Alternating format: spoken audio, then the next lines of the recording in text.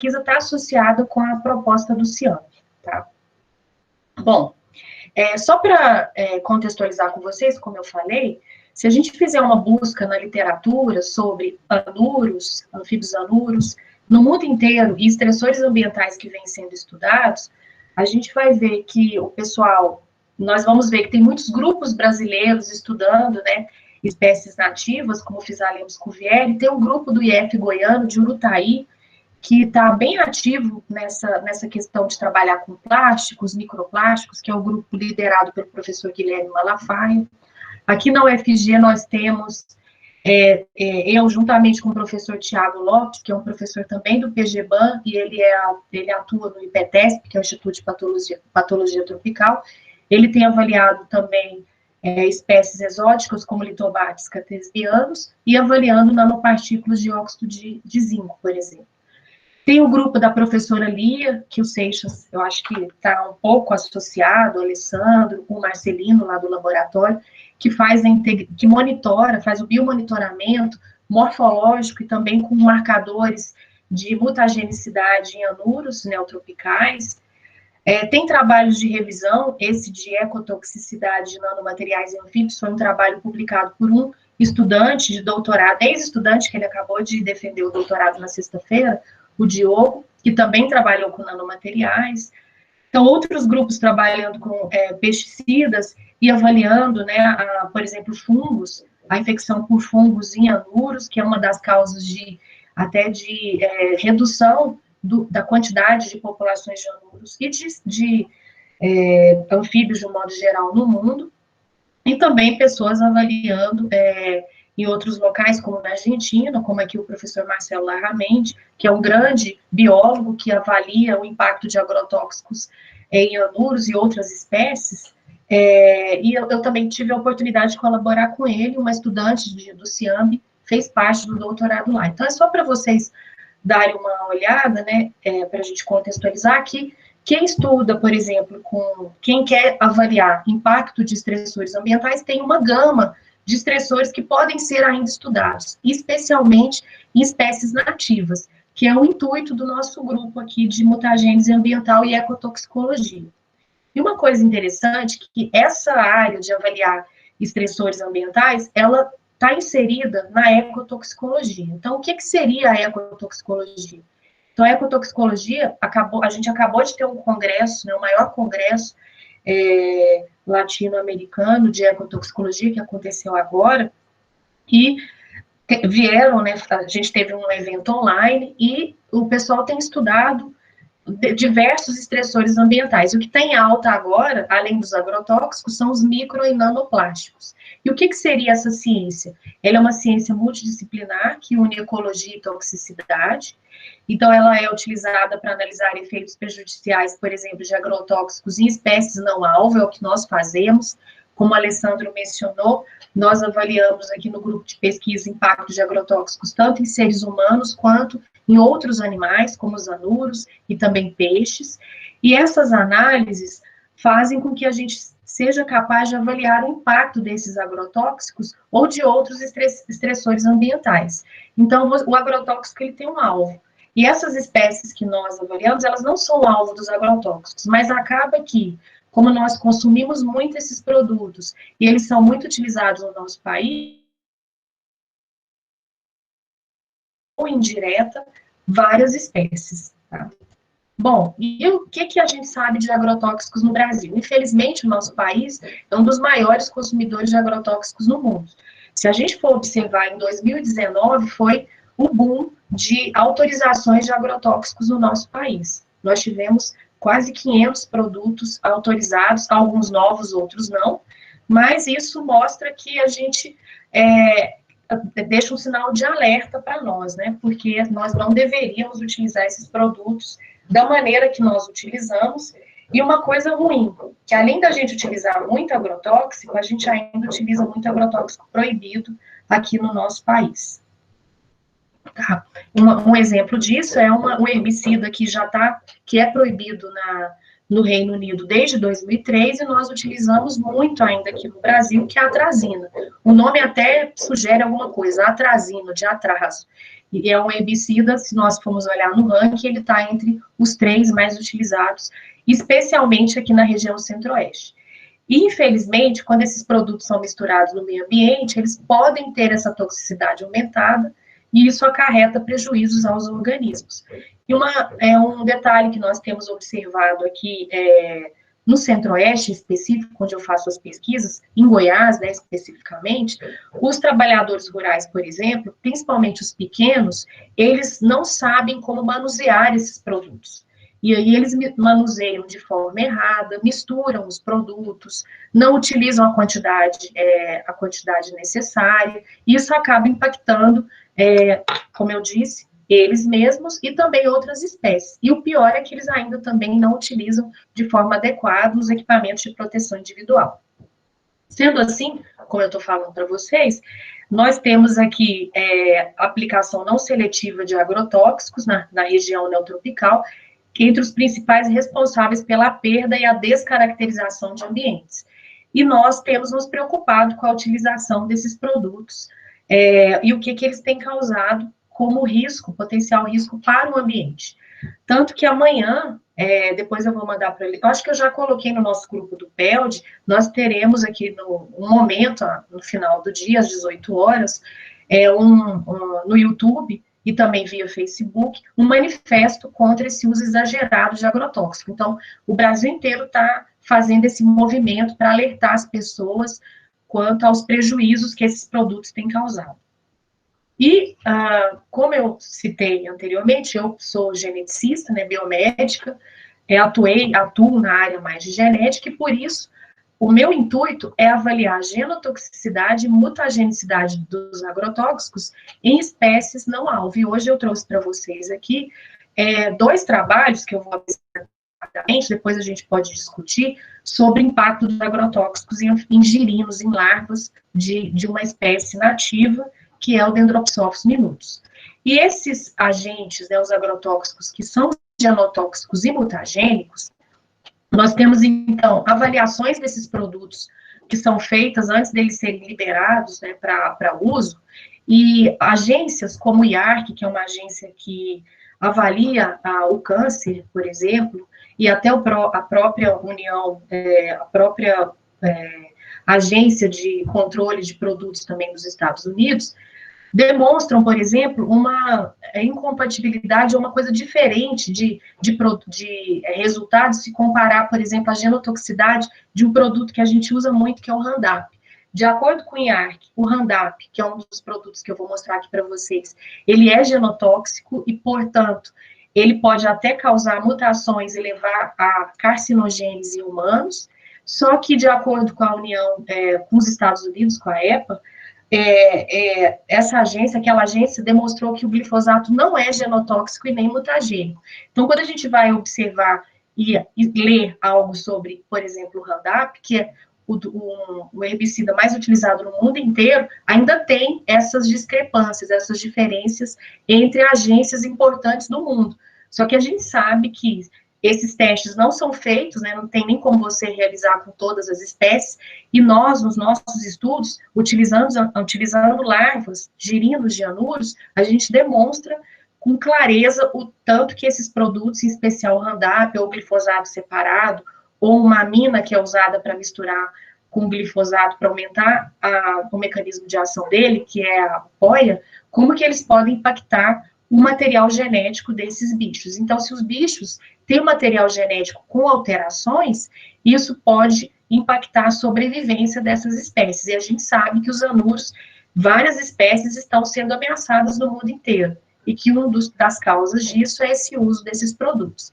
Então, os agrotóxicos, muitos deles são genotóxicos e mutagênicos, e quando a gente menciona isso, o que significa um agente genotóxico e mutagênico? Significa que eles podem interagir com o material genético, formando estruturas que a gente chama de adultos, ou seja, intercalando nesse material genético, podem levar a danos oxidativos ou mesmo quebras na molécula de DNA. E se você quebra uma molécula de DNA, altera essa estrutura, essa macromolécula, que ela tem uma estabilidade Ela é uma molécula extremamente estável, mas dependendo do impacto do produto, da quantidade de produto que você usa, do tempo que você está exposto, a médio e longo prazos, isso pode causar alterações genéticas, e muitos desses produtos são classificados como carcinógenos ou carcinogênicos, ou seja, podem levar à formação de tumores. Isso a gente tem demonstrado em humanos, né? Por exemplo, eu tenho um trabalho atual agora que eu tenho avaliado agricultores que estão sendo atendidos no Hospital do Câncer aqui de Goiânia, que é o Hospital Araújo Jorge, que é o hospital de referência no estado de Goiás. E nós tivemos, de 2011 até 2020, 4 mil trabalhadores rurais que estão sendo atendidos, ou foram atendidos, que muitos já morreram, naquele hospital referência. E todos estão associados com o uso principalmente de médio a longo prazo de produtos como os agrotóxicos, né? Então, por isso que é interessante a gente fazer esse biomonitoramento mutagênico e genotóxico, para nós entendermos qual que é o mecanismo de ação do agrotóxico no material genético dessas espécies não alvo. Então, o Roundup, o que tem na composição desse produto, que é o mais utilizado no mundo inteiro, não só aqui no Brasil. Ele tem o glifosato e também tem o surfactante, que é o POIA. E em um dos trabalhos que eu vou demonstrar para vocês, o que a gente fez? Nós avaliamos separadamente a ação, né, se o glifosato tinha uma ação mutagênica, genotóxica, e até promovia alguma alteração hepática, e o POIA também separadamente, em larvas de Dendropissophis minutus. E nós fizemos a mesma coisa usando o Roundup, com a mesma espécie, porque nós queríamos saber o seguinte, qual que é mais tóxico? O glifosato sozinho, o POIA sozinho, ou quando eles estão misturados, que é a composição do Roundup, tá? E, então, os testes de toxicidade, vale ressaltar, eles são exigidos pelo IBAMA e visam a proteção da fauna brasileira. Uma questão que eu tenho visto muito, o IBAMA, ele tem procurado pesquisadores, né, brasileiros, até o Rogério, meu esposo, foi procurado, que ele trabalha com herpetologia, junto com o Alessandro, ele é herpetólogo, né, junto com o Alessandro, e qual que é o intuito do IBAMA? É fazer esses testes de toxicidade com espécies nativas, porque os testes são feitos com espécies exóticas, e muitas vezes o metabolismo é diferente, a fisiologia é diferente, e aí a gente acaba extrapolando os dados para espécies muito distintas. Então, por isso que há sempre a necessidade da gente ter esse olhar para espécies nativas. E as diretrizes e normas criadas para a proteção de corpos d'água, a CONAMA 357, não estão adequadas e não estão de acordo com as necessidades ecológicas dos girinos, né? Dos anuros em especial. Então, é importante vocês, que são ecólogos, e também os químicos, enfim, né, uma equipe multidisciplinar, biomédicos, como é o meu caso, que a gente se una para fazer pesquisas com esse olhar, para demonstrar realmente que essa fauna brasileira ela precisa ser protegida, que a gente tem que ter mais cuidado ao usar esses produtos. E por que a gente usa e indica o uso de anfíbios anuros, né, os anfíbios de um modo geral, para estudos de ecotoxicologia, porque eles são excelentes bioindicadores. O que seriam esses bioindicadores?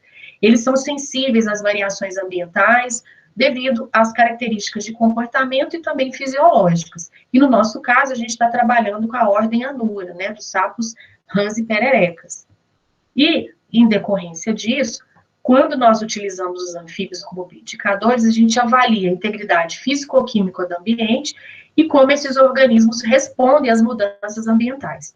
Eu gosto muito de estudos in situ, que são aqueles estudos que, por exemplo, o Alessandro citou no começo, que os pesquisadores trazem para nós, né, os girinos já no estágio que a gente avalia, estuda, que geralmente é o estágio 25, nós já fizemos alguns testes para avaliar qual estágio larval é o mais sensível a algum estressor ambiental, e daí nós avaliamos, assim que os girinos chegam no laboratório, por testes mutagênicos, genotóxicos e outros, usando outros biomarcadores, como que esses bichos estão respondendo àquele local. Então, geralmente, nós recebemos os girinos que estão localizados, né, estavam próximos de culturas de soja, culturas de cana-de-açúcar, e comparamos com os girinos que estavam em locais menos antropizados, para saber diferenças nesses animais, como é que eles estavam respondendo a esses diferentes ambientes.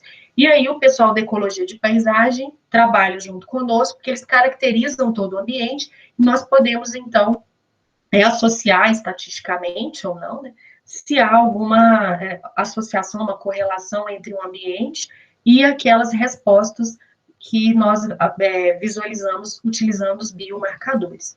E esses anfíbios podem ser utilizados em programas de monitoramento da qualidade ambiental, para saber fontes potenciais de poluição, para estudos de impacto ambiental, e eles são, estudos de biodiversidade são importantes para detectar espécies indicadoras de mudanças ambientais. Nós também temos um trabalho mostrando isso.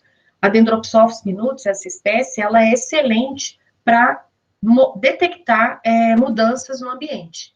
E nós já fizemos estudos com outras, como Ipsibosa albopunctatus, Physalia cuvieri, que são espécies que você encontra, né, em vários ambientes, só que, comparativamente, a melhor espécie, quando você pega, né, girinos dessas 3 espécies no mesmo ambiente, nas mesmas condições, Dendropsophis minutus se destacou como uma espécie bioindicadora. Por isso que os nossos estudos envolvem essa espécie, Dendropsophis minutus. Ela é abundante, ela é considerada preocupante em relação à sua conservação, mas ela apresenta uma ampla distribuição, e eles são, são bons indicadores, modelos e bioindicadores de qualidade ambiental, além das características que eu já citei, comportamentais, fisiológicas, metabólicas, apesar de que ainda não tem um genoma referência para Dendropsophis minutus. Mas eu acho que em breve, isso é o intuito do nosso grupo de pesquisa, é realmente caracterizar o genoma dessa espécie para poder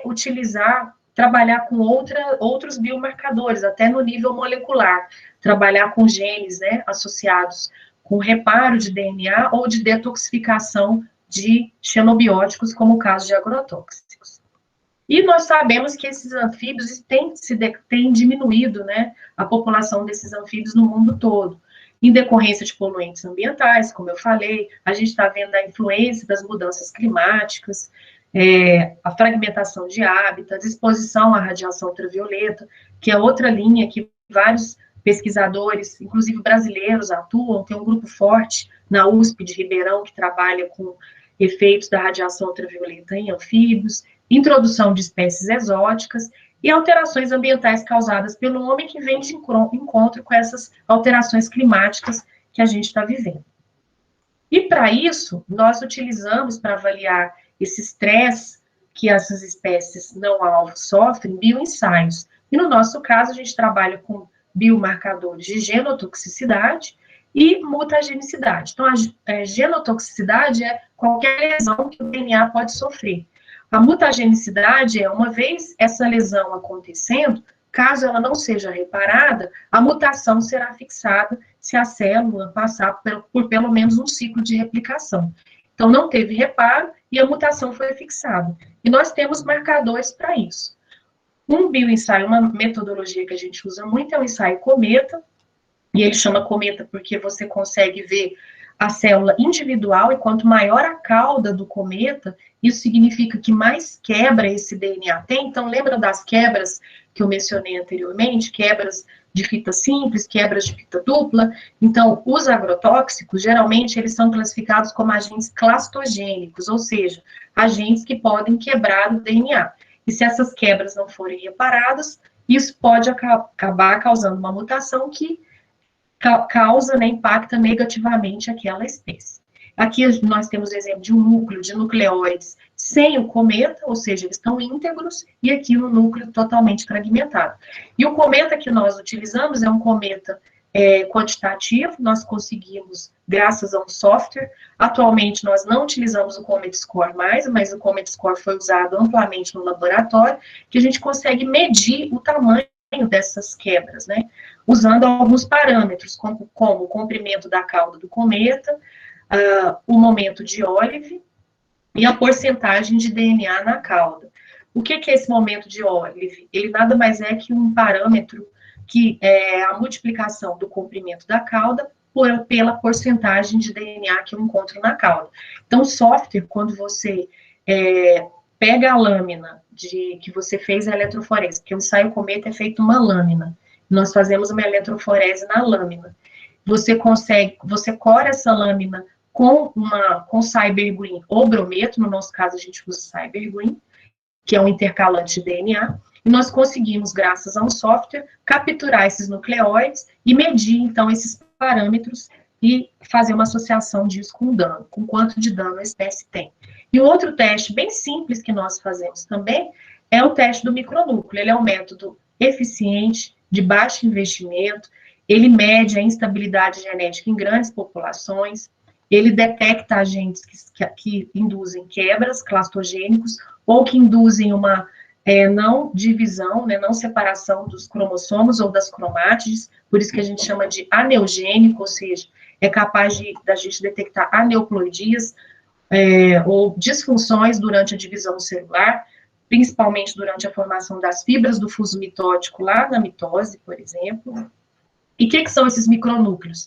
Eles são núcleos pequenininhos ou corpúsculos extranucleares que são formados durante o processo da mitose. Então, por exemplo, quando você vai detectar um micronúcleo, você coleta um sangue de um indivíduo, por exemplo. No caso dos humanos, a gente tem que trabalhar com linfócitos, porque as hemácias não são nucleadas, mas em outros mamíferos cujas hemácias são nucleadas, você consegue coleta o sangue, faz um esfregaço numa lâmina e você conta essas alterações que são esses micronúcleos, que foram gerados graças à ação de agentes genotóxicos, que induziram quebras no material genético, e aí quando você vai ter a divisão das cromátides, o que acontece?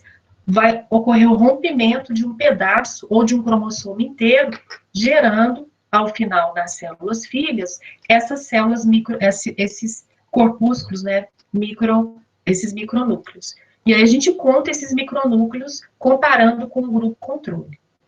Isso é muito comum de acontecer. Então, nesse contexto, só para mostrar para vocês um trabalho, não é um trabalho muito recente, é um trabalho de 2018, que nós avaliamos o efeito genotóxico e mutagênico do Roundup em Dendropsops minutos. E ele foi publicado numa revista de herpetologia, na SAGE, né? Esse trabalho ele foi desenvolvido pela Vanessa, como eu falei, o Alessandro mencionou no começo, o pessoal da herpetologia, geralmente, eles trazem as desovas ou os girinos, né, lá para o laboratório, e aí uma vez a gente deixando, se forem desovas, essas desovas ficam aclimatando no laboratório até os girinos atingirem a fase que a gente estuda, que nós avaliamos, para que sejam feitos os ensaios cometa e o micronúcleo para correlacionar com os dados de exposição ao Roundup, né? Então, eles são aclimatados, isso eu falei, está mencionado aqui 24 horas, mas é porque isso depois que os bichos atingiram o estágio que nós geralmente estudamos, que é o 25. Nós matamos os bichos, né, por um método de imersão, isso está numa resolução do Conselho de Veterinária, e também, antes de fazer estudos dessa natureza, tanto in situ quanto em laboratório, esse aqui é um estudo em laboratório, controlado, nós submetemos esse projeto para o comitê de ética. E parte desses bichos que não são usados nos bioensaios, nós fixamos em formol e depositamos na coleção herpetológica da UFG, porque se alguém quiser, será que nesse estudo realmente os girinos são daquela espécie? Eles estão depositados lá na coleção de herpetologia. Então, nós trabalhamos geralmente com uma exposição aguda, em condições de laboratório. Nesse caso, o Roundup ele tem uma concentração de 48% de glifosato, 52% é de POIA, e geralmente tudo é controlado. Por isso que eu citei anteriormente, que eu gosto muito dos estudos in situ, porque eles retratam mais a realidade do ambiente, o que os animais estão sofrendo aqui, a gente está fazendo num ambiente controlado e está expondo individualmente alguns produtos. E nós sabemos que, na realidade, não é assim que acontece. Nós temos vários produtos que se interagem e é interessante a gente saber como é que acontece essa interação. Qual que é o problema dos trabalhos in situ? Que não tem como você medir todas as variáveis. Às vezes a gente não consegue quantificar a presença de agrotóxicos, por exemplo, nas poças, né, ou de outros produtos. Então, sempre fica esse questionamento quando nós desenvolvemos trabalhos in situ. Por isso que nós temos aliado o in situ com experimentos em laboratório. E nós controlamos temperatura, o fotoperíodo é 12 horas luz, 12 horas sem luz, e variáveis como temperatura, oxigênio dissolvido, pH, solutos totais, são monitorados diariamente. Então, todos os dias, no mesmo horário, nós monitoramos essas variáveis utilizando uma sonda multiparamétrica. Como eu falei, né, nós utilizamos os bichos no estágio 25, de acordo com o Gosner. Ele tem esse trabalho que ele demonstra as etapas do desenvolvimento de anfíbios e a resolução CONAMA 357. Nós trabalhamos com 10 larvas em aquários e 5 tratamentos.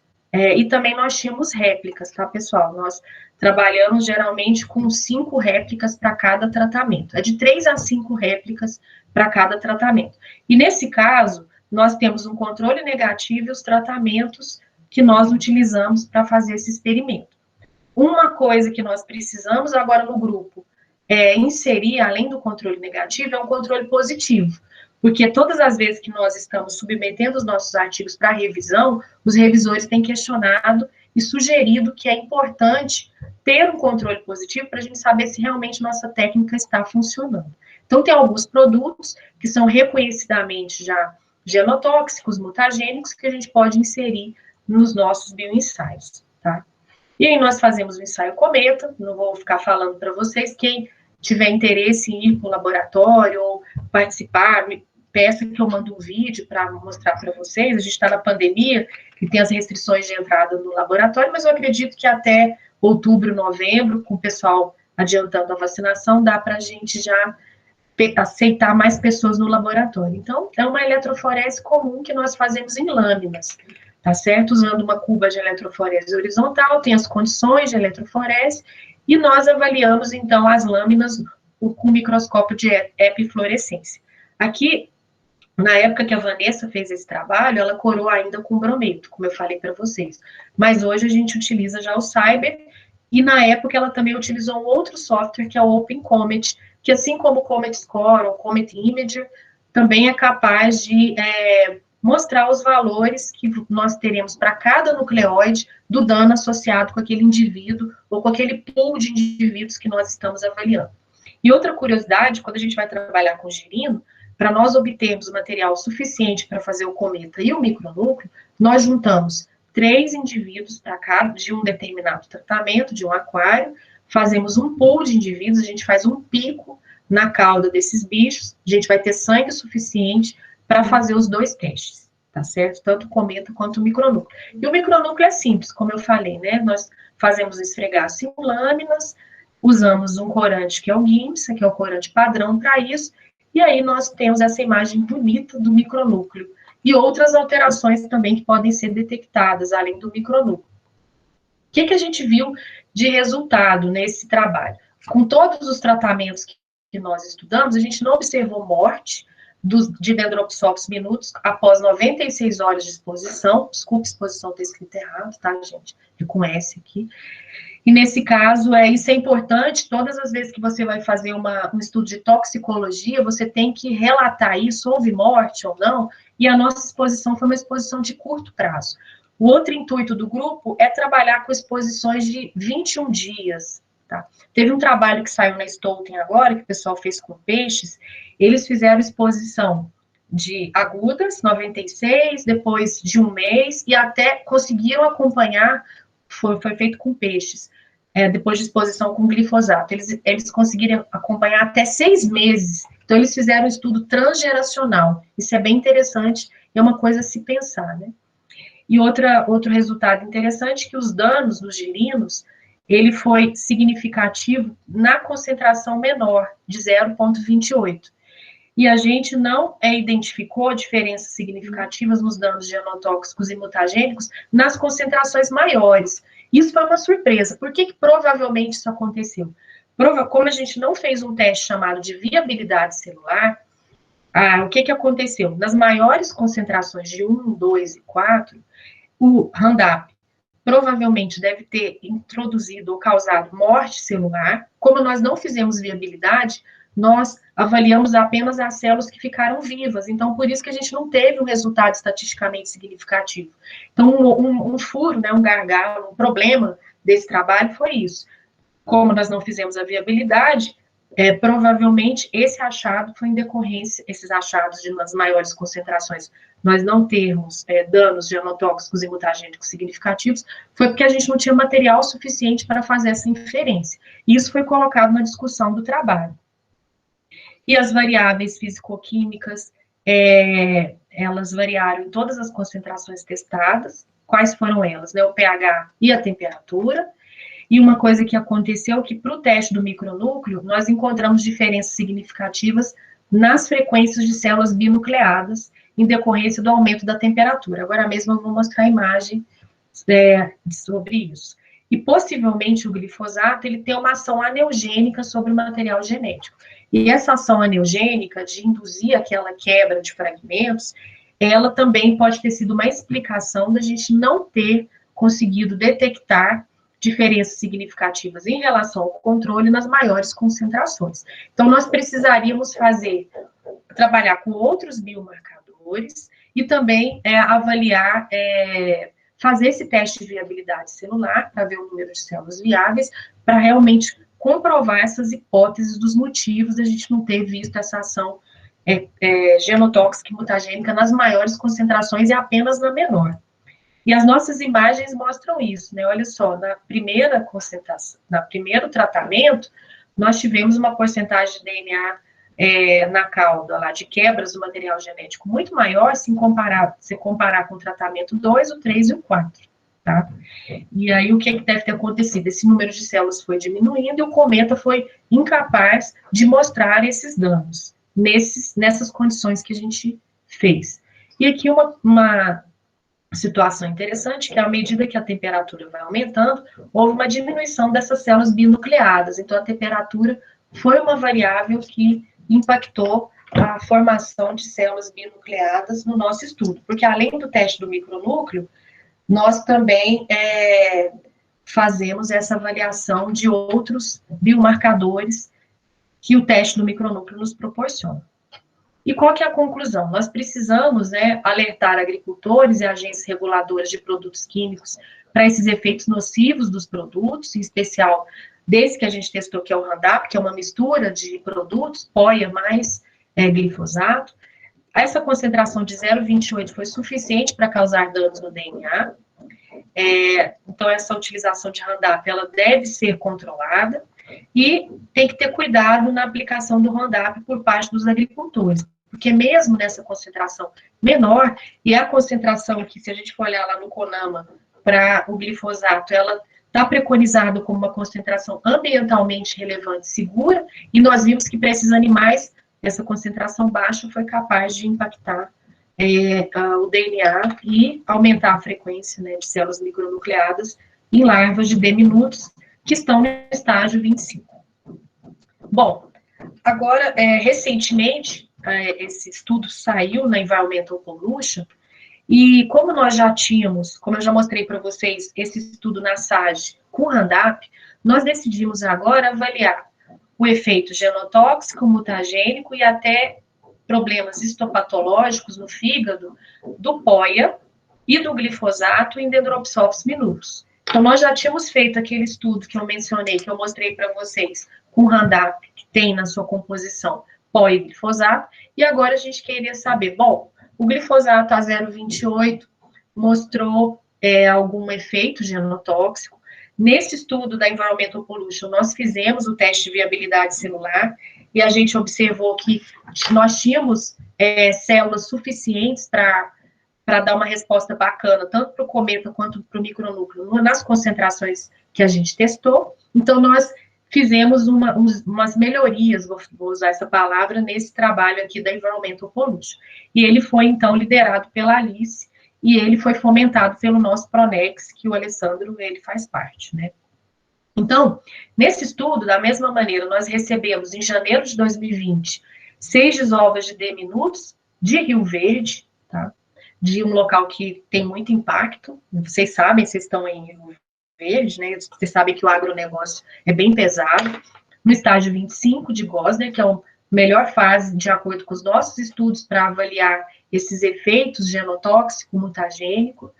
Eles ficaram, então, crescendo e aclimatando no laboratório, da mesma forma que o outro. Como eu mencionei, esse estudo foi aprovado pelo SEUA. Nesse caso, nós fizemos 4 réplicas para cada concentração, e vou explicar para vocês por que a gente usou essas concentrações. Os 65 microgramas por litro foi uma concentração já estabelecida também no Brasil, tem vários estudos mostrando que é uma concentração também segura, e as concentrações de POIA, nós partimos do 1,25 microgramas, porque é uma concentração que, de acordo com o grupo da professora Simone Saboia, ela trabalha muito com peixe, e tem uma espécie que ela trabalha que o peixe é do mesmo tamanho e peso dos girinos de deminutos no estágio 25, e eles demonstraram que essa concentração de 1,25 era uma concentração também segura para aquela espécie. Aí, para a gente não fazer testes de mortalidade e matar um número maior de animais, nós partimos do estudo da professora Simone e depois a gente aumentou as concentrações testadas de POIA para saber o que ia acontecer com esses animais expostos a 96 horas a essa amina surfactante. E nós tivemos um controle negativo e, de novo, nós não fizemos um controle positivo, que para os outros estudos precisa ser pensado, né? Fizemos de novo ensaio em cometa, nesse caso, a coloração com Cyber, avaliamos esses 3 parâmetros de dano, porcentagem de DNA, comprimento da cauda e momento da cauda. Fizemos o teste do micronúcleo também, contando 1000 células com micronúcleo, e fizemos, em colaboração com a professora Karina, a histologia hepática, que é um incremento desse estudo. Então, a professora pegou fragmentos de fígado, fixou, fez cortes ultra finos usando, né, depois de emblocar, depois de colocar na resina, usando o micrótomo, corou e analisou o tecido hepático com a equipe da professora. O que nós tivemos de resultado? Olha que interessante. Se a gente olhar para os parâmetros do cometa, porcentagem de DNA, comprimento da cauda e momento da cauda de Olive, nós tivemos um aumento, né, significativo nesses parâmetros, nos 3 parâmetros de dano, quando nas concentrações, né, testadas de POIA, 1,25, 2,5 e 5. Aqui vocês podem estar se perguntando, cadê a concentração de 10? Na concentração de 10, 10 microgramas por litro, todos os animais morreram um dia após a exposição, para mostrar o tanto que esse POIA é tóxico, né? E também a gente usou uma concentração bastante elevada. Até na concentração de 5, alguns animais morreram, mas a gente ainda teve bicho, como nós tínhamos muitas réplicas, uma quantidade suficiente para fazer os nossos ensaios. Então, para a porcentagem de DNA, por exemplo, a gente sempre compara com o controle, houve diferenças significativas, tá? Em comparação ao controle negativo, dos tratamentos que nós testamos.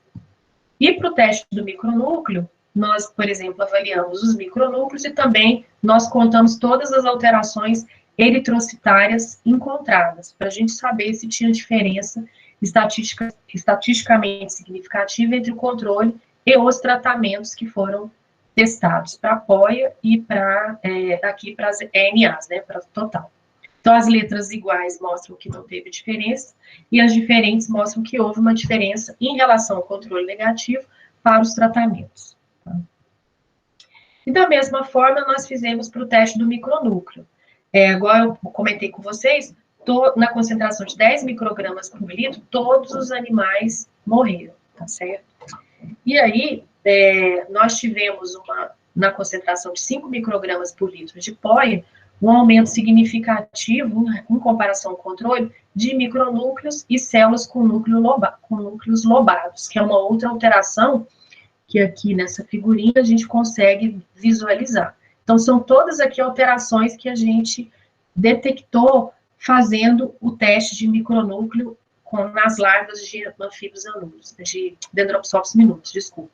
Então, o bud nuclear, o broto nuclear, células binucleadas, núcleo apoptótico, núcleo em forma de rim, núcleo que a gente chama de NOTIT, que tem essa cavidade no núcleo que é facilmente detectada, e aqui uma célula normal e aqui uma célula micronucleada. Então, se a gente olhar na literatura, nós temos lá estudos feitos em ostras, estudos feitos em peixes, com outros biomarcadores, em crustáceos, usando tanto o glifosato quanto o POI, mostrando essa diminuição da capacidade de transporte de oxigênio, essa diminuição de estabilidade osmótica, aumento de lactato plasmático, enfim, tem vários tipos de biomarcadores, bioquímicos e até comportamentais que a gente pode fazer pós-exposição a algum estressor ambiental. E aqui é uma coisa bem interessante com POIA, são as alterações que a professora Karina visualizou. Então, detectou, ela visualizou vacúolos, ela visualizou a presença de células que ela chamou de melanomacrófagos, células inflamatórias. Então, todas essas alterações, nós não quantificamos essas alterações no próximo trabalho também que a gente está fazendo em parceria. A professora vai mostrar uns índices de a quantidade de melanomacrófagos que ela encontrou, de núcleos hipercromáticos, que isso é importante, você ter um índice associado com essa exposição a algum estressor ambiental. Mas esse trabalho já deu uma ideia, o tanto de alterações hepáticas, tanto de vacúolos, células hipercromáticas, problemas nos hepatócitos, que foram detectados, mesmo tendo uma exposição aguda ao POIA, por exemplo, né? E o mesmo foi feito para o glifosato, só para vocês terem uma ideia, o tanto que é bonito esse nucleóide dos minutos, a gente tem aqui sem dano no DNA até um dano maior, tanto que essa cauda aumenta, e esse dano geralmente acompanha aumento da toxicidade do produto. Então, para o glifosato, nós testamos 65, 130, 260, 520, não houve morte dos bichos em nenhuma dessas concentrações, e da mesma maneira a gente compara os achados com o controle negativo, para saber se essas diferenças são significativas ou não. No final, eu vou fazer um resumo para vocês.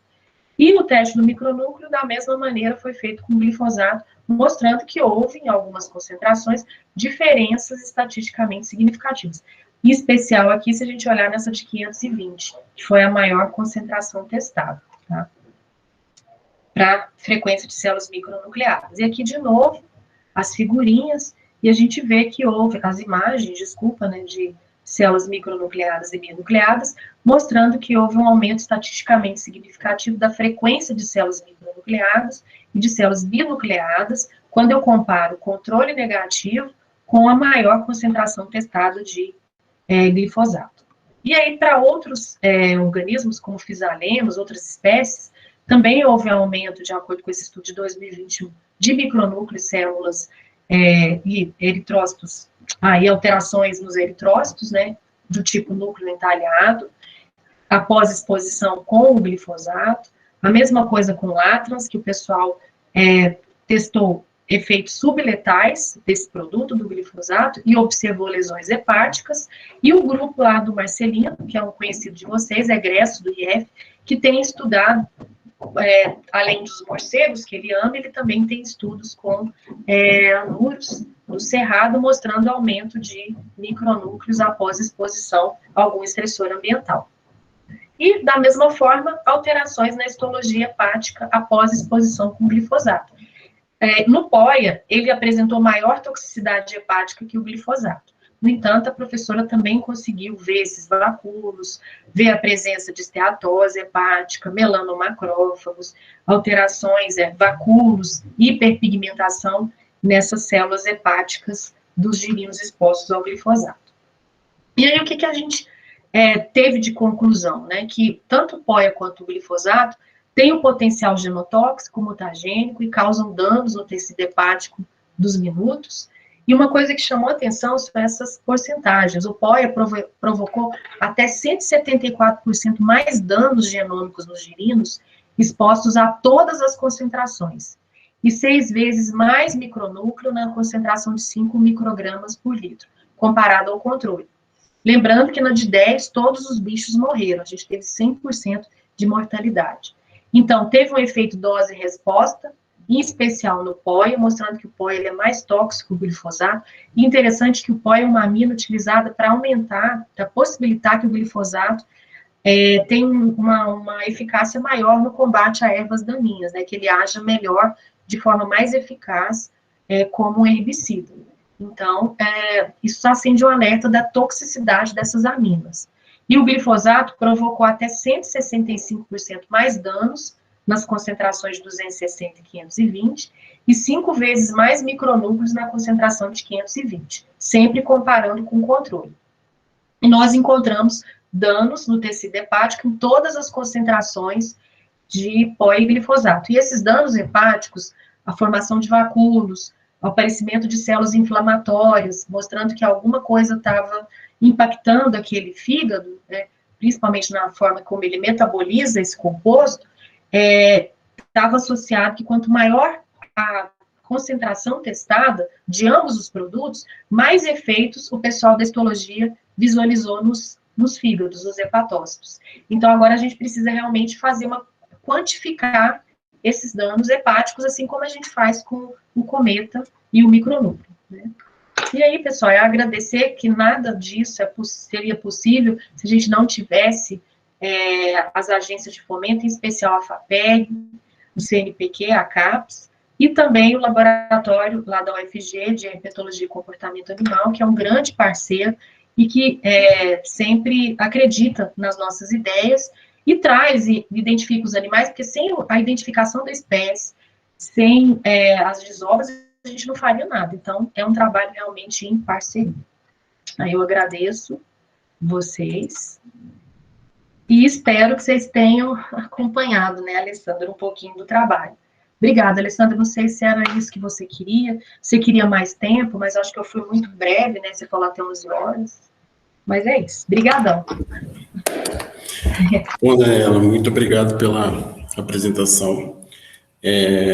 Assim, dentro daquilo que nós conversamos e a expectativa, né, para mim foi alcançada. Então, parabenizo não só pela apresentação, mas pelo trabalho que você e o grupo, né, o seu grupo tem desempenhado. São artigos bem interessantes, com abordagens, né, no meu ponto de vista, diferenciadas. Eu consigo visualizar, é lógico que tem, né, o fator de eu conhecer você e o trabalho, então eu consigo ver uma evolução na forma com que os métodos são empregados, né? Igual lá no início vocês, né, trabalhavam bastante, acho que ainda trabalha, né, com o Cometa, mas agora já agrega outras coisas que permitem avaliar outras variáveis, né? E eu acho que isso é bem interessante. Quando, na minha visão, né, eu sempre tento falar isso para os alunos nas disciplinas que eu ministro, né, que às vezes a gente fala assim, estudo de biodiversidade, né, do impacto das ações antrópicas sobre a biodiversidade. A gente acaba, de modo muito enviesado, pensando que a biodiversidade ela é traduzida somente em número de espécies. Então, por exemplo, o impacto do desmatamento sobre o número de espécies de um determinado grupo em uma determinada área. Só que, na verdade, a gente consegue, usando uma única espécie, avaliar outros fatores que também é um componente da biodiversidade, né? Que é o que vocês fazem aí. Eu acho que vocês estão de parabéns aí. Eu, sinceramente, fiquei bem satisfeito né, e eu fico aqui pensando que eu vou pensando em algumas abordagens aqui que poderiam ser feitas, assim, mas isso aí é coisa que a gente pode conversar depois, aí, principalmente dentro do âmbito do PELD. Então, Alessandro, essa coisa do âmbito do PELD, tem até um trabalho que a gente está fazendo aí, graças a Carol, que foi a Carol, ela foi sua aluna de mestrado, né? Agora ela está aqui em Goiânia. Você vê que o pessoal que vocês formam aí são pessoas extremamente competentes. O IF, acho que está se destacando nos últimos anos. Outro exemplo de pessoa maravilhosa é o Marcelino também, que é amigão do Seixas, que é um cara brilhante, que está aqui no laboratório. Esse trabalho com a Carol que a gente está desenvolvendo, Alessandro, que estou com saudade do Marcelino, nós estamos desenvolvendo, ele foi feito in situ. O pessoal trouxe os bichos para a gente, como eu falei, aí nesse caso, o que a Carol fez? Ela pegou as mesmas poças que ela pegou os bichos, ela trouxe água para quantificar agrotóxico. Então, ela tem uma lista de agrotóxicos que eles conseguiram detectar numa empresa particular. Acho que é uma empresa até aí de Rio Verde, se eu não estiver enganado. Não sei se é daqui ou daí. E aí, teve um composto que foi muito detectado nas poças, que foi a trazina. Só que as concentrações encontradas, elas estão dentro do estabelecido aqui no Brasil, porque, na verdade, a trazina nem deveria ser usada, né? Porque ela é produto muito tóxico, ela já é comprovada a alteração, inclusive endócrina, hormonal, em anuros, tem vários estudos com anuros, então ela causa feminilização de alguns bichos, isso é muito ruim. Enfim, aí o que nós temos que fazer agora, Alessandra? A gente já fez o cometo, o micronúcleo, e a professora Karina está fazendo a análise do fígado, né, a histologia, e também a gente levou para outra estrutura, que é uma outra coisa bacana. O que é a outra estrutura? É você fazer por microscopia eletrônica, você vai ver dentro das organelas, né, o que está acontecendo lá no fígado, no hepatócito, com as organelas, após exposição desses produtos, né, no caso do monte de composto que tinha lá em si. Então, esse trabalho, Alessandra, a gente vai precisar muito de você, porque a gente vai precisar caracterizar toda a área em volta, as áreas de coleta. Acho que foram 6 áreas que o Rogério coletou. Então, teve uma escala de degradação. Eram áreas menos degradadas até áreas mais degradadas. E aí, como nós temos os biomarcadores, como você falou, além do cometo e micronúcleo, a histologia, a ecologia de paisagem vai nos ajudar muito nesse sentido. A Mariana também, né? A gente pode pedir ajuda para a Mariana, que ela é crânea nessa área. Porque aí, caracterizando, juntando ecologia com essa parte, vai ficar um trabalho bem robusto. Eu acho que isso é bem interessante, né? Essa integração aí dessas diferentes ferramentas, né? Porque a vantagem de você fazer um estudo in situ permite justamente essa integração. Você consegue colocar o componente da paisagem, a questão das análises químicas, né? Referente às amostras de água. Então, isso é uma coisa assim que tudo bem que eu não acompanho, né, diariamente aí as tendências das publicações, mas eu imagino que não deve ter bastante coisa. Então, é um nicho que está vago e que pode ser ocupado, né? Então, acho que isso é bem interessante. Sim, essa parte do in situ é um nicho, Alessandro, que a gente tem que ocupar mesmo. O Marcelino, não sei se Seixas, você está aí, se você puder habilitar o microfone, vocês fazem muito isso com o morcego, né, Seixas? Assim, estudos in situ. Sim, sim. Tanto é que ele teve em Minas, agora recente, né? Onde eu tô morando, a gente coletou uma porrada de bicho nas cavernas lá e fez teste. Não, a gente, inclusive, Alessandro, nem te contei isso. O Seixas tem ajudado a gente a fazer até teste de presença de vírus nos morcegos. Que o Marcelino vai, coleta e a gente está fazendo teste molecular. E agora o pessoal vai fazer sequenciamento para ver se tem a presença até de SARS-CoV-2 nessas amostras que o Seixas e o Marcelino coletaram. Que é uma outra coisa bacana também. Assim, a gente assusta, porque os bichos têm muito vírus mesmo. Só que a gente não conseguiu, com essa primeira triagem, isolar, saber quais vírus. Aí a gente agora vai sequenciar específico para o SARS-CoV-2 para saber se esses bichos que estão próximos dos humanos, onde o Seixas coletou lá com o Marcelino, se tem a possibilidade de ter o SARS-CoV-2 no pool de vírus, né? Lá. Tá. Não, eu acho que é bem legal, né? São coisas que vai abrindo aí as oportunidades, né? De serem exploradas. E o Seixas é pau para toda obra, pode explorar ele aí, que ele aguenta a pressão. O Rogério fala que o Seixas é o cara mais excepcional que ele já viu no campo até hoje. Tá fazendo falta aqui para mim. Bom, eu vou abrir aí, se as pessoas quiserem se inscrever, fazer pergunta, fique à vontade, enquanto elas vão tomando coragem, água, café para fazer pergunta, Daniel. Eu tenho uma pergunta aqui para você, né? Quando a gente pensa assim, né? Por exemplo, uma poça, ela está bem próxima a uma plantação que a gente sabe que tem lá com uma certa frequência a aplicação desses compostos químicos, para não falar agrotóxico, né? Não causar intriga com a oposição.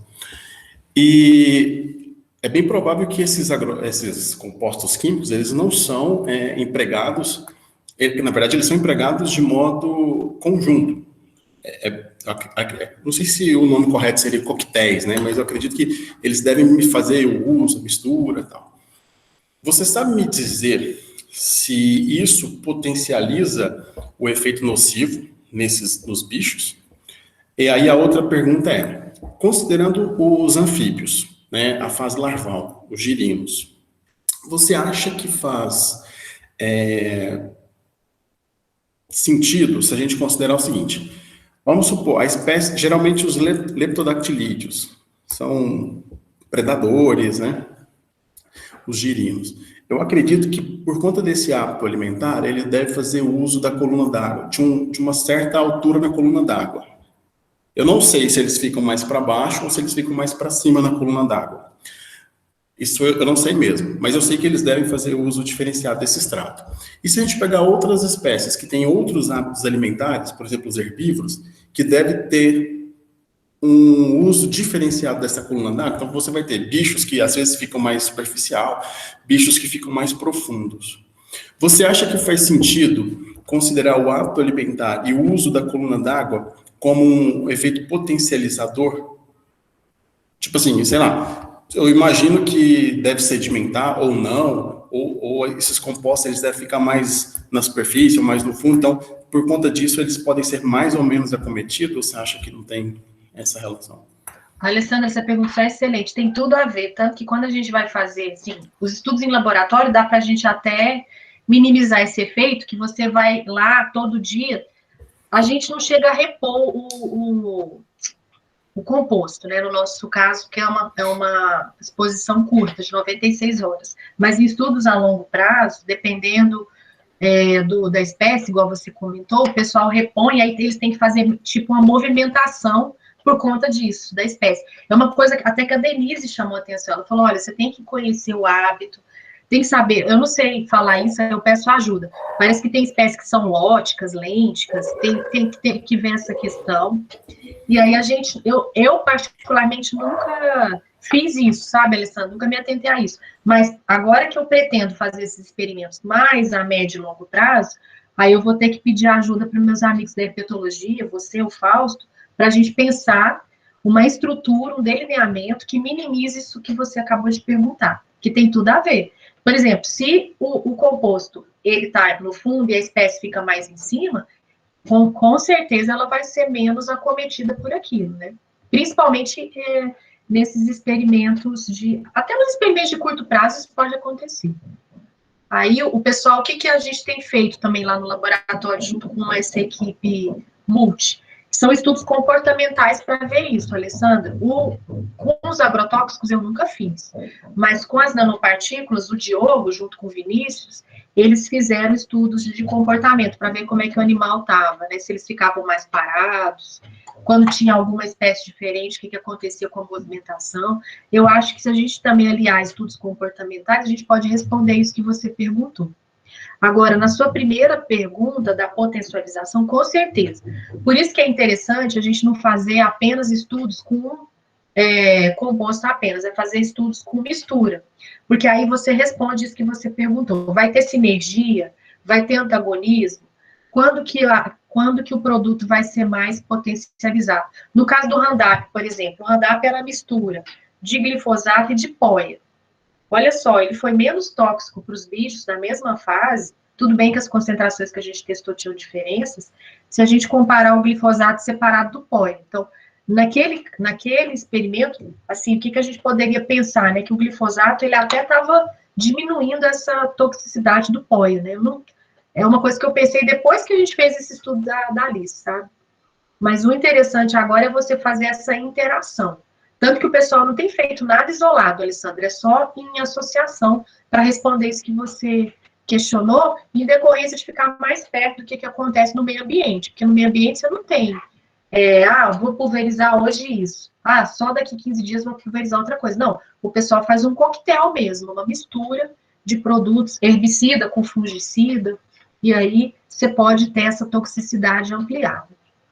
Aí a gente teria que fazer os testes para saber. Mas meu conhecimento dos artigos que eu tenho lido é que, geralmente, as misturas potencializam a toxicidade. Tá? Não sei se eu te respondi, mas pode ficar à vontade de questionar. Acho que o Paulo queria perguntar, mas ele caiu, né? Eu acho que... Eu estava até olhando aqui que eu vi que ele tinha levantado a mão. Levantou. Às vezes a internet deve ser instável, mas agora ele volta aí. Não, é justamente isso, né? Porque... o difícil é saber como que essas pessoas, né, fazem o uso, né, e se eles seguem realmente as recomendações É difícil. Isso é complicado, né? E por mais que você aplique um questionário, né, eles vão sempre dizer que eles seguem a recomendação do fabricante, enfim. Mas paciência. Seixas, você me permite passar na sua frente rapidinho, porque eu preciso sair? Com certeza. Mariana é chefa, Seixas. Eu tinha até escrito aqui no chat, já estava terminando de escrever aqui, Dani, porque eu tenho que sair. Então, assim, primeiro eu gostaria de te parabenizar. Eu sou muito fã do seu trabalho, sabe? Eu acho muito importante. E ainda mais, eu vou precisar muito dos seus artigos, né? Tentar abordar ele de uma forma bem amena na minha disciplina, que é de políticas públicas, no mestrado em Direito do Agronegócio e Sustentabilidade. Vai ser um grande desafio falar isso de forma bem amena, né? Esses impactos aí, como você falou, no pequeno produtor, que às vezes não manuseia de forma adequada. Então, assim, isso vai ser muito importante para colocar na cabeça, né? Porque eu vou dar aula para advogados, promotores que trabalham com agro, e a gente sabe que eles não têm essa visão, né? Acho que devido à formação, eles não têm essa visão técnica, e eles têm aquela visão do advogado, de defender o cliente, né? Então, assim, acho que vai ser muito importante eu utilizar esses artigos seus para poder mostrar o outro lado da moeda, né? Então... Sim. Mariana, e tem um promotor aí de Rio, eu acho que ele fica em Rio Verde, sim, ele chama Tiago, depois vou pegar o contato para você, que ele é bem defensor, assim, do uso consciente dos agrotóxicos, e ele é um promotor muito ativo, às vezes você pode até convidá-lo para ele falar na sua disciplina, que é bom, que aí eles vão, os seus estudantes vão ter um colega, né, um promotor, olha, um promotor falando, conscientizando sobre isso. Até eu tenho um aluno que matriculou a minha disciplina, começa essa sexta-feira agora. Tem até um promotor aqui de meio ambiente também, mas assim, eu não conheço muito o perfil. Não é o que você está falando, o nome dele é Lúcio. Ele vai ser... Não conheço ele. Não. Que bom. Pois é, então assim, vai ser um grande desafio. Outra questão que acho que, pensando no que o Alessandro falou, Dani, é a própria questão do que a resolução CONAMA prevê, a 357, né, da quantidade de agrotóxicos, porque, assim, infelizmente, eu já vi situações aqui da própria concessionária de água apresentar resultados de análises no Conselho de Meio Ambiente, em que uma das análises ao longo do ano tinha substâncias acima dos limites estabelecidos para a classe 2, para qual é o tratamento em que é dado para essa água. Ou seja, se o tratamento é para a classe 2 e a quantidade de agrotóxico estava na classe 3, a água não está sendo bem tratada. Aí vem aquela questão, mas estatisticamente, quando você pega todas as análises ao longo do ano, se torna algo insignificante, né? Então, esse é um grande problema que a nossa resolução também deveria ser revista nesse aspecto. Então, não é que estatística para o bicho, para o animal, para o ser vivo, para o ser humano, o estatisticamente ser insignificante não interessa, né? Então, o contato com a água em um período em que ela esteja acima dos limites previstos já é o suficiente para acontecer essas mutações aí, né? Então, sim, eu acho que isso aí, assim, dentro desse grupo de trabalho que o IBAMA tem tentado rever, isso também tinha que ser trabalhado, né? Sim, Mariana, concordo com você. E aí, o IBAMA tem muita dificuldade, ou seja, depois eu vou passar a palavra. Porque, por exemplo, eles procuraram o Rogério, Mariana. Eu fui no Congresso de Ecotoxicologia há uns 3 anos atrás. Aí tinha uma pessoa do IBAMA que trabalhava com agrotóxicos, ela assistiu a minha palestra, que eu mostrei os dados de outro trabalho que a gente fez com a atrazina, e ela, nossa, a gente precisa trabalhar com espécie nativa. Só que aí não vai para frente, Mariana, parece que é tanta burocracia, porque, não, a gente precisa, para comprar isso, não tem jeito. Aí eu não sei, acaba que você não avança. Eles sabem, os técnicos do IBAMA sabem do problema que o agrotóxico pode causar, mas parece que eles são impedidos, ainda mais nesse governo agora, né? Imagina. O tanto que está tendo liberação de agrotóxicos. Eu assustei em 2019 com quase 500 produtos sendo liberados. 2020 a gente teve uma queda, mas eu fico questionando, será que essa queda foi porque a gente não está vendo os números, porque está tudo meio que apagado por conta da pandemia? Ou, sei lá, o que aconteceu, né? Realmente a pandemia meio que atrapalhou algumas questões. Mas, enfim, é uma coisa que a gente tem que falar. E você que está nessa posição, dando aula para promotor, informação, você tem um papel importantíssimo para falar isso, assim, como você falou, sutilmente, né? Ainda mais você que está em Rio Verde, né, Mariana?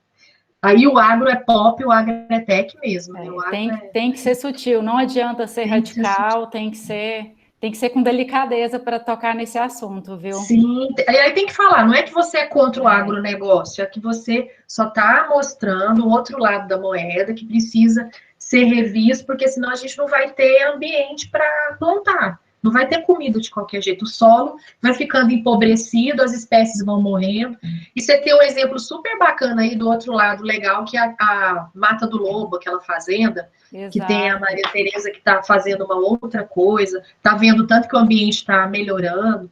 Aí você até pode levar esses exemplos, né? Isso. Mas obrigada, Mariana. É um prazer te ver aqui. É uma honra você estar assistindo minha palestra. Fica até assim, nossa, que responsabilidade, né? É uma honra para mim poder assistir. Obrigada, Dani. Eu vou ter que sair agora e deixo vocês aí com o Sebastião. Tá bom. Valeu, obrigado, Mariana. Bom, o Paulo tinha levantado a mão, ele tinha caído, aí na sequência era o Seixas. Aí só para... Porque a Mariana já atravessou o Seixas, Paulo, aí vamos deixar o Seixas falar, depois eu posso falar para você. Seixas, pode falar, por favor. Opa, não, tranquilo. Dani, muito obrigado pela palestra, parabéns, sempre bom escutar, né, o trabalho de vocês. A pergunta é o seguinte, esses trabalhos que vocês... Tem um pouco a ver com o que vocês estavam comentando agora sobre o IBAMA. Tem chegado essas pesquisas aos órgãos ambientais? Essa galera que elabora as políticas públicas? E se caso sim, né, você disse que sim, como tem sido essa interlocução entre vocês e eles? Seixas, a interlocução, assim, eles sempre nos procuram, eu não sei se você conhece ele, tem um egresso do PGBAN, que é o Tiago Quaggio, e ele foi meu aluno, né, no mestrado. Ele só é um pouco enrolado, Tiago, mas ele sempre vai lá no laboratório para fazer os estudos, ele até usa o cometa lá no Parque das Emas para mostrar o impacto que algumas espécies estão sofrendo. Ele trabalhou no mestrado dele com Ixibos albopunctatus, e ele também tem estudos com minutos. E assim, ele sempre leva esses resultados lá para o IBAMA e sai aqueles boletins, sabe, Seixas? Boletins informativos do IBAMA, mostrando alguma coisa dessas pesquisas. Mas, além disso, a gente não avançou muito na questão das políticas públicas. Eu não sei se é por conta do Tiago, assim, ele é uma pessoa muito boa e tal, mas às vezes ele esbarra nessa burocracia, e aí, assim, a gente precisa avançar mais, sabe? O Rogério tinha sido chamado para falar sobre essa temática no IBAMA, mas também não avançou. Acho que tinha um seminário em Brasília que ele sugeria estudos com as espécies nativas, essas 3 espécies que eu citei, que eram minutos, albopunctatus e cuvier, até o Marcelino tem muita coisa com cuvier, se eu não estiver enganado, a Lia, enfim, mas não passou disso, sabe, dos boletins. Então, a gente precisaria agora dar um passo a mais, como você comentou, para as políticas. E isso também tem acontecido, seja com os trabalhadores rurais. Já tem mais de 10 anos que eu faço estudos com os trabalhadores rurais goianos, eu já tenho um monte de indivíduos que eu avaliei, mostrei os ensaios que eu, de mutagenicidade e anotoxicidade, e a gente não consegue ir adiante. Agora que eu consegui uma interlocução com o pessoal da Superintendência de Vigilância na Saúde do Trabalhador, que eu espero que a gente converta isso em alguma melhoria para o trabalhador, em alguma política pública para enfrentar essa questão dos agrotóxicos, né? Mas essa pergunta é muito boa. Tomara que você vá para o IBAMA, Seixas. Eu sei que você está com um emprego bom aí, mas a gente precisa de mais pessoas conscientes e bem informadas nessas agências reguladoras para que a gente possa...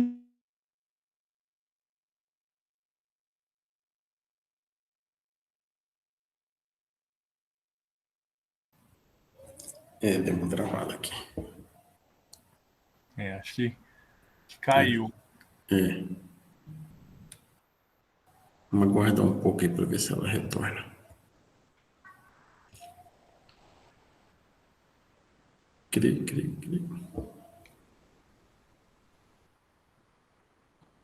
Avisa ela aí qualquer coisa. Talvez ela nem tenha percebido.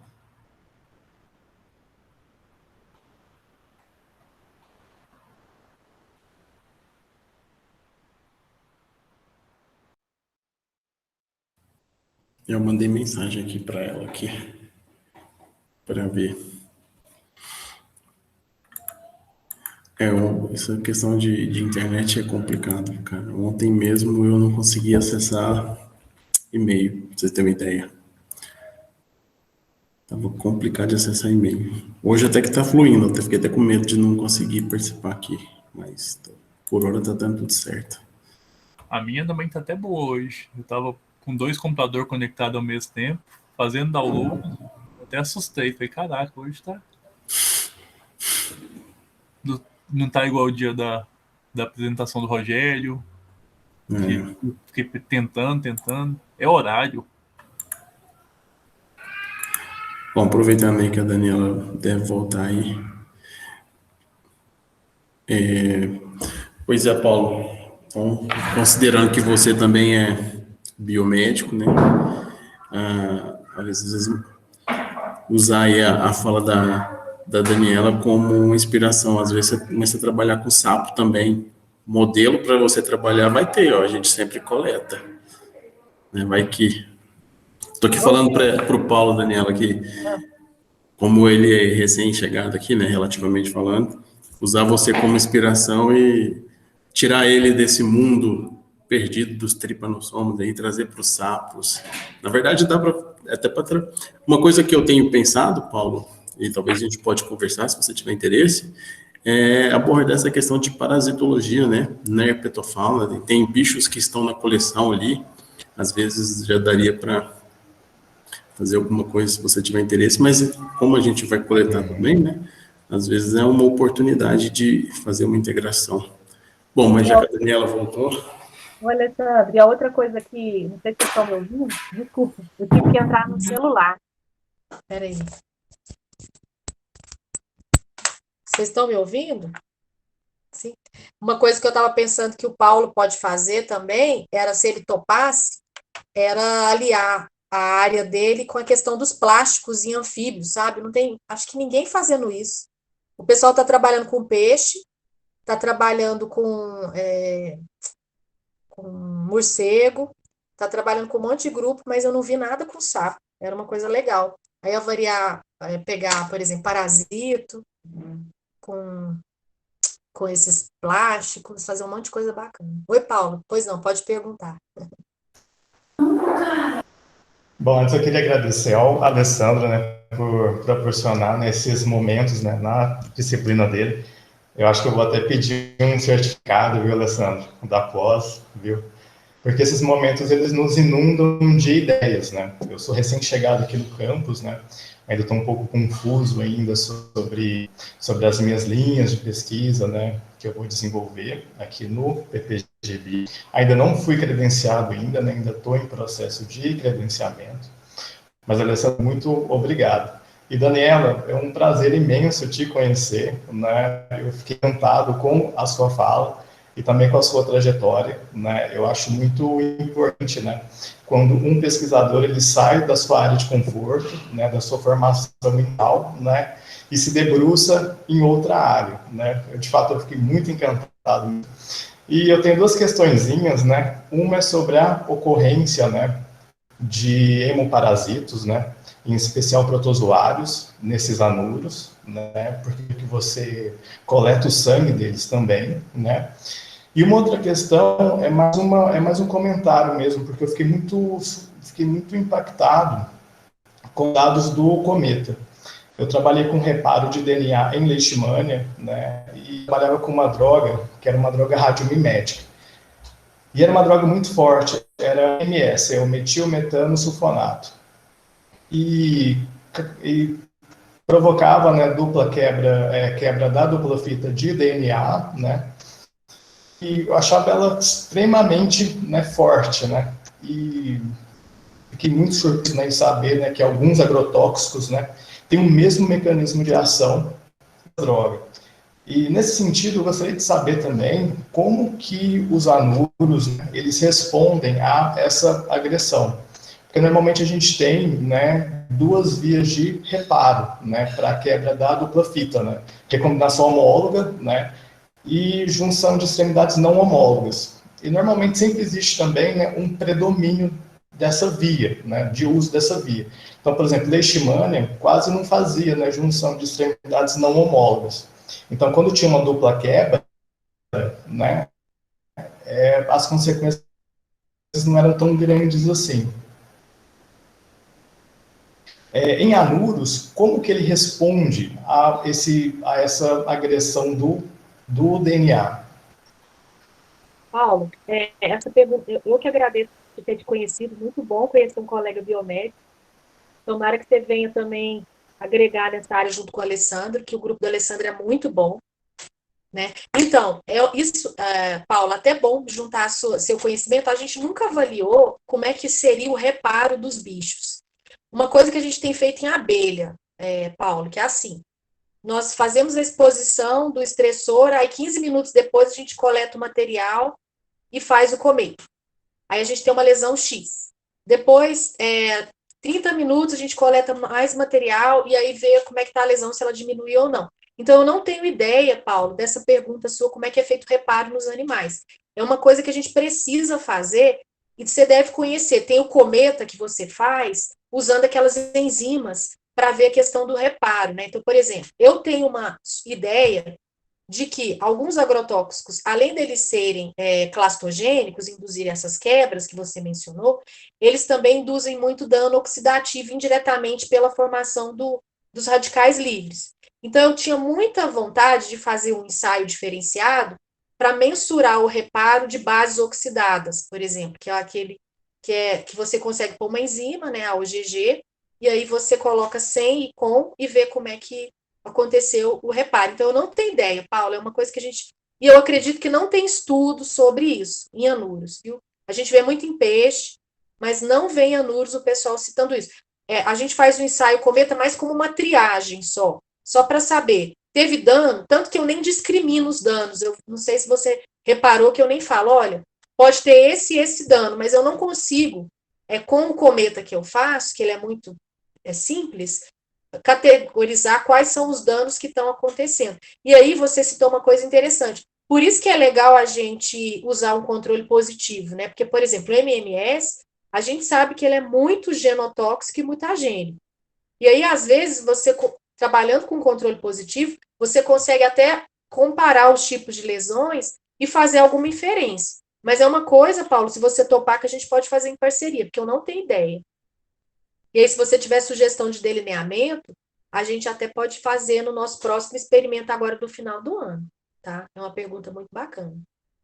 Eu não sei, você tinha perguntado outra coisa, eu esqueci o que era. Assim, era dos... Ih, ele caiu agora. O Paulo tá igual a mim, a gente tá... É complicado essa questão da internet, que é o horário, sei lá, ou muita gente usando, não sei.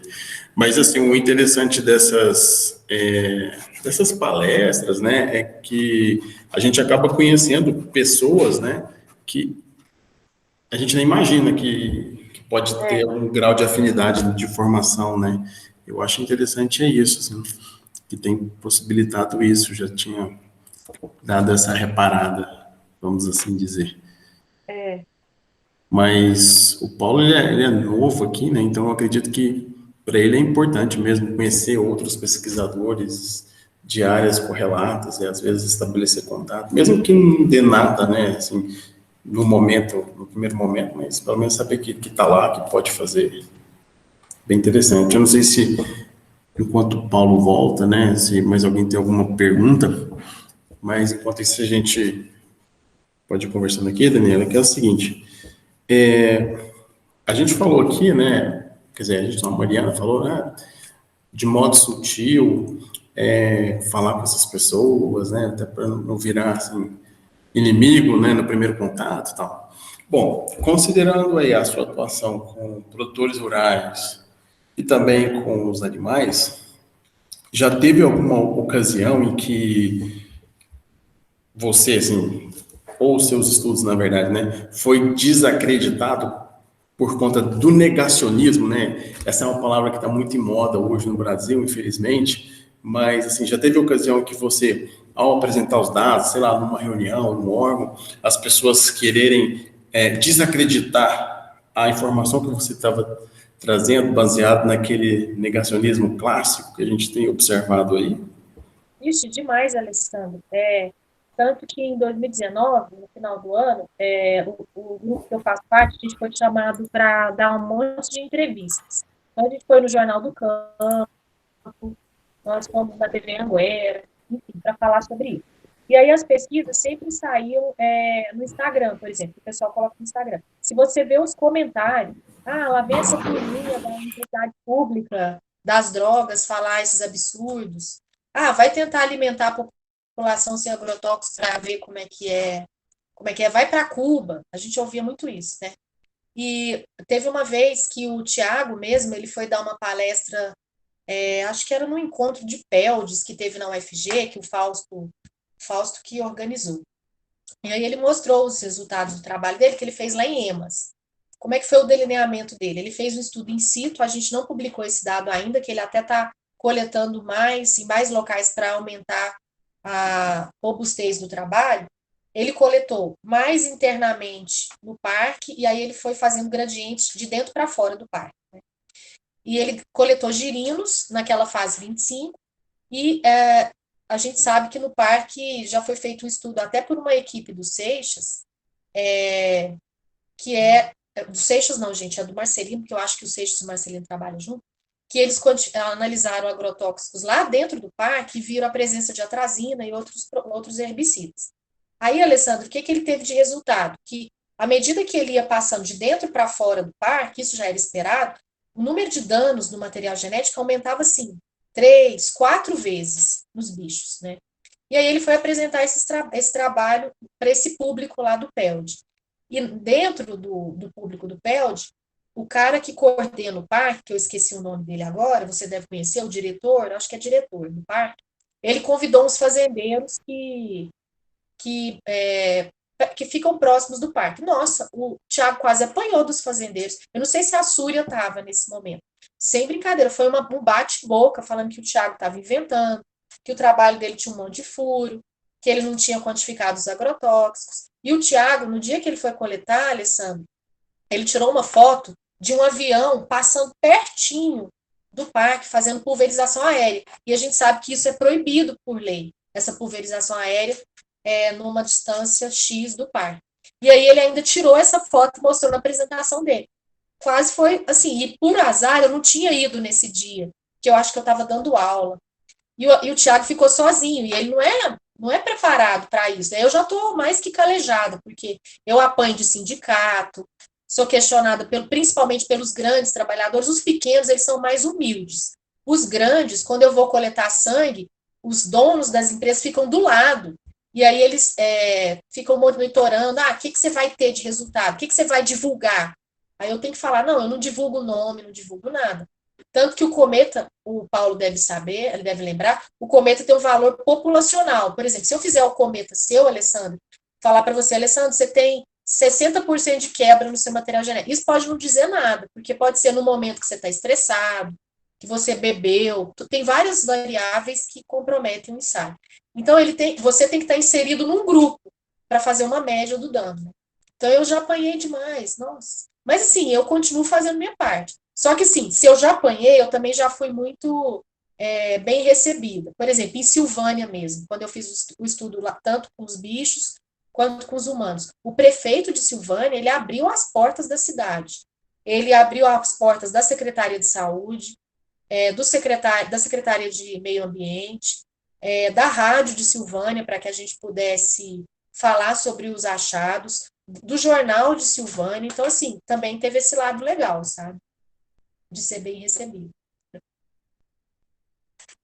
Acho que o Paulo O Paulo voltou aqui. A gente estava comentando sobre o negacionismo nessas questões. É horrível. Sim. Ainda mais nesse momento que a gente vive, né? Fazer ciência anda perigoso, né? Paulo, eu não Fazer lembro. ciência é coisa de comunista. Ciência de comunista. Agora, depois da foto do Lula com a esposa dele, você viu ele todo bonitão lá, malhado.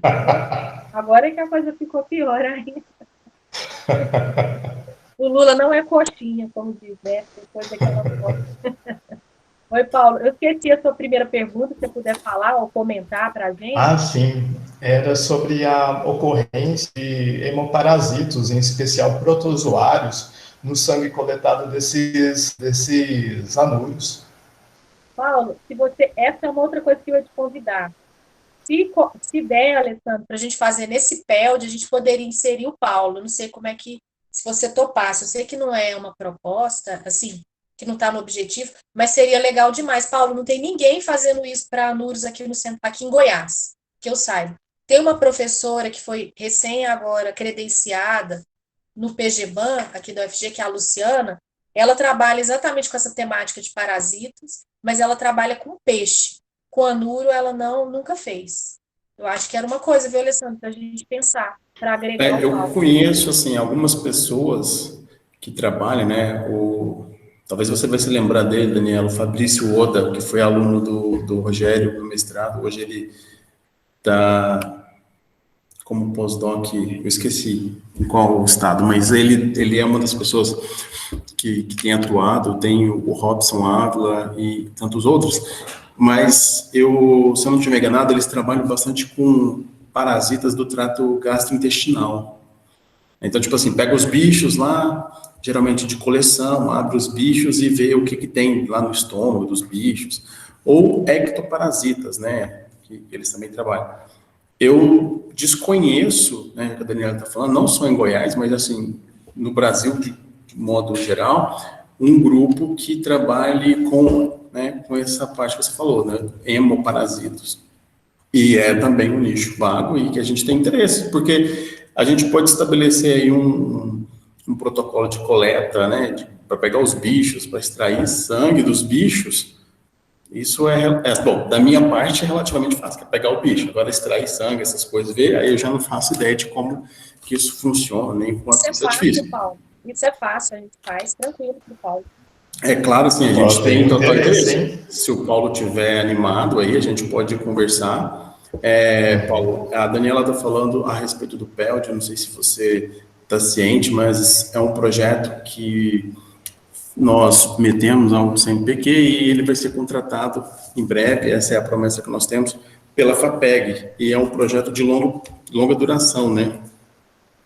Como vai iniciar agora, a gente tem aí, para os próximos 4 anos, recursos para ir a campo, fazer análise, etc. Então, eu acredito que você poderia contribuir bastante aí, caso você tenha interesse, a gente pode marcar um dia e conversar.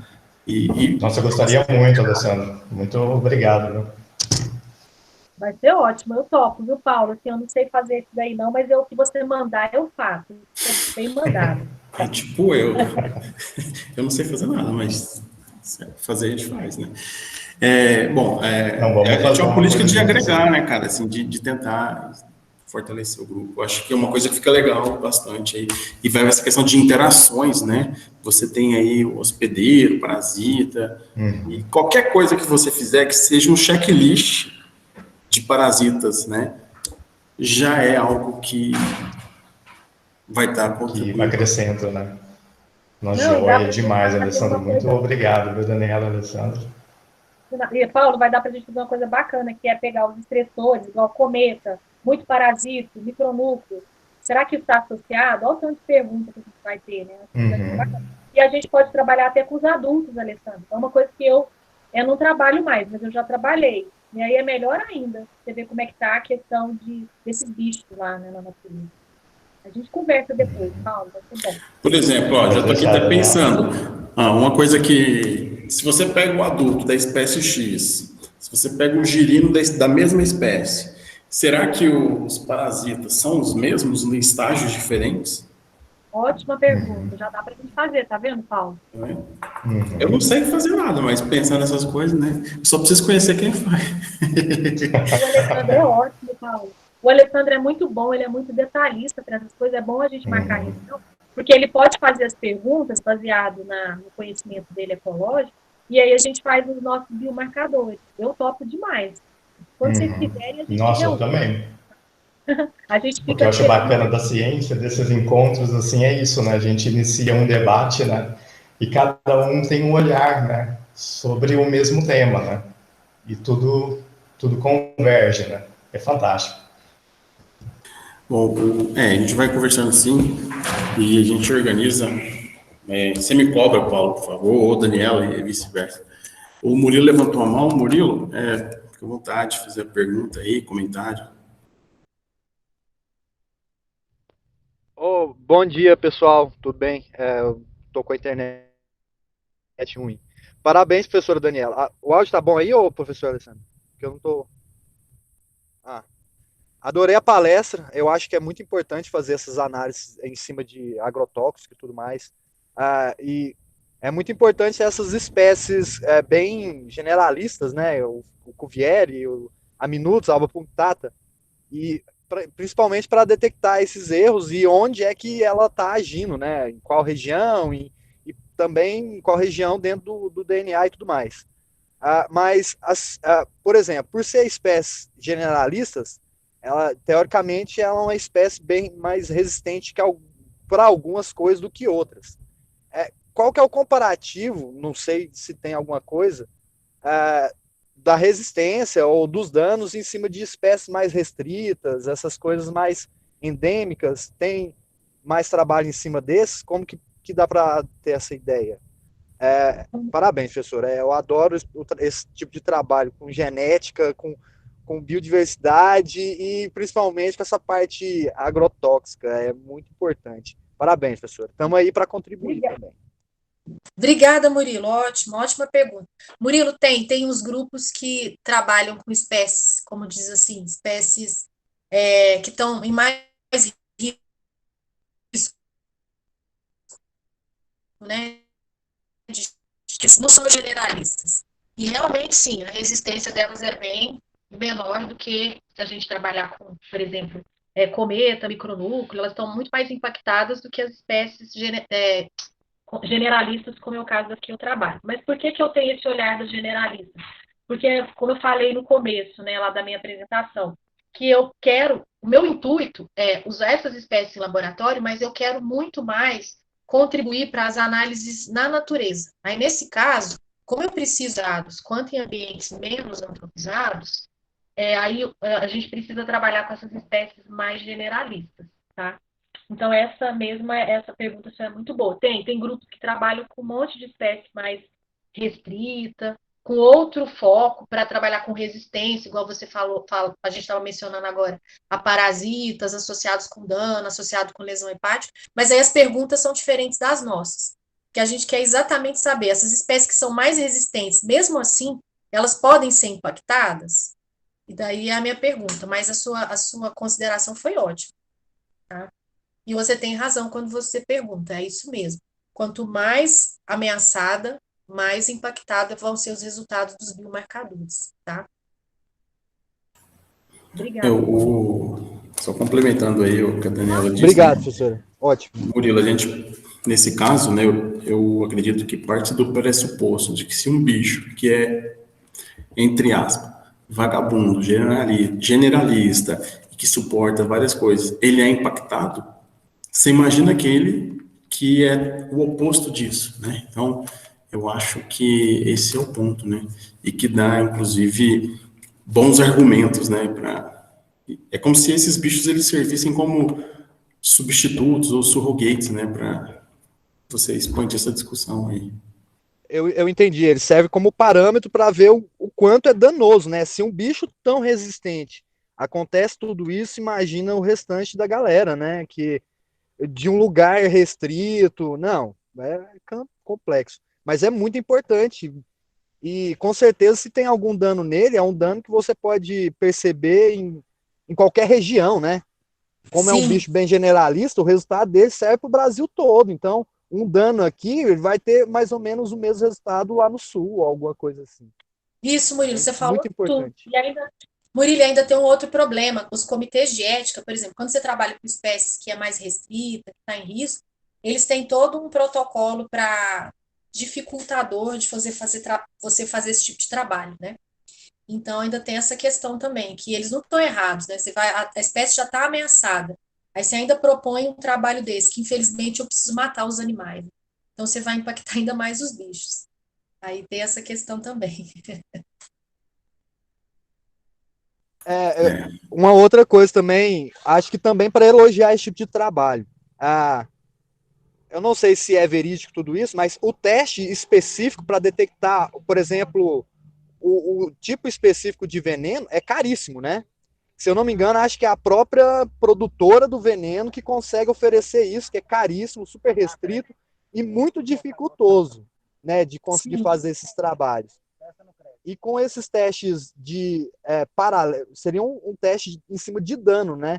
Você pode detectar o dano sem necessariamente precisar de um produto tão caro como um teste original, né? Para mostrar que tem o dano em cima do produto, né? É muito importante esse trabalho. Quando eu vi os trabalhos do Marcelino, professora Daniela, com micronúcleo, eu fiquei realmente encantado, sabe?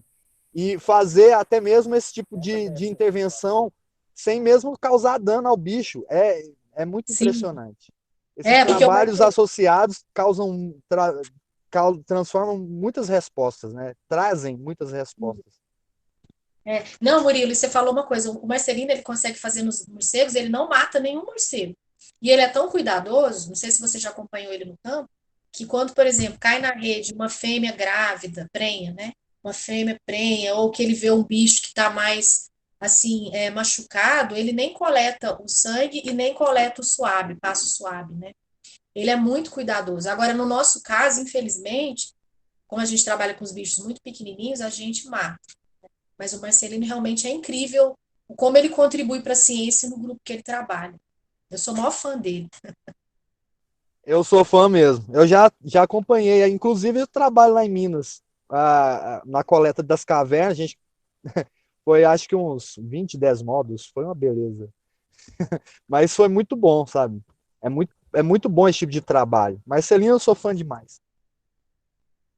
Parabéns mais uma vez, professora. Obrigada, Murilo. Prazer te ver aqui. Sou seu fã. Valeu, Murilo. Obrigado aí, sempre participando. Bom, alguém tem mais alguma pergunta, mais algum comentário? Eu acredito que, se não tiver, a gente... Posso passar a palavra para a Daniela para saber se ela quer fazer mais algum comentário, alguma consideração. Ou, caso não, a gente... É só agradecer mesmo, Alessandra, a oportunidade. Por isso que é bom não falar tanto e deixar para as discussões. As discussões são muito mais legais. Obrigada demais. Sem dúvida. Eu gostaria de agradecer bastante, Daniela, a disponibilidade, né? A gente poder interagir aqui um pouco, acho que foi bem válido, né?